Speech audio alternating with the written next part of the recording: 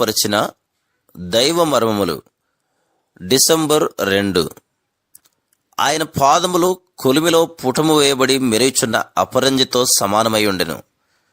ఆంగ్లంలో ఇత్తడి పాదములు అని ఉన్నది. ప్రకటన గ్రంథం 1వ అధ్యాయము 15వ వచనం. ఇత్తడి తీర్పును సూచించును. యోహాను సువార్త 3:14లో ఇత్తడి సర్పమును గురించి చదివేదము. ఈ కథ సంఖ్యాకాండము 21:9లో చెప్పబడి ఉన్నది. విష సర్పములచే కరవబడి మరణించుచున్న ఇశ్రాయేలీలు ఇత్తడి సర్పం వైపు చూసి బ్రతికిరి. అయితే ఈ ఇత్తడి సర్పంలో ఏ శక్తియూ లేదు. అయినను కొంతకాలమైన పిమ్మట ప్రజలు ఆ ఇత్తడి సర్పమును పూజించుటకు ప్రారంభించిరి. కనుక ప్రభు దానిని నశింపజేసెను.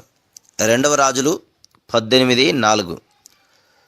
బలిపీఠము ఇత్తడిచే చేయబడెను. ప్రభు పాదములు ఇత్తడి వలె ఉండెను. ఆదికాండము 3:15లో సర్పము తల చితకు కొట్టబడునని ప్రవచించబడి ఉండెను.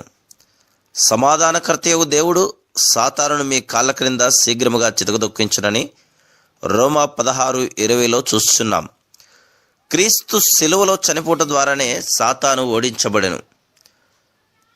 మనం పొందవలసిన తీర్పు నుండి తప్పించెను.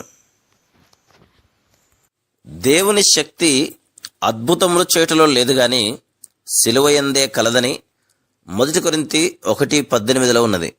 కనుక మనము యేసుక్రీస్తు ప్రభు సిలువయందే అతిశయించుటకు నేర్చుకునవలను. శత్రువును ఓడించుటకు మనం ప్రభువైన యేసుక్రీస్తు యొక్క మరణ, భూస్థాపన, పునరుద్ధానములలో మనలను మనము ఐక్యపరుచుకున్నటకు నేర్చుకునవలను. Praise the lord.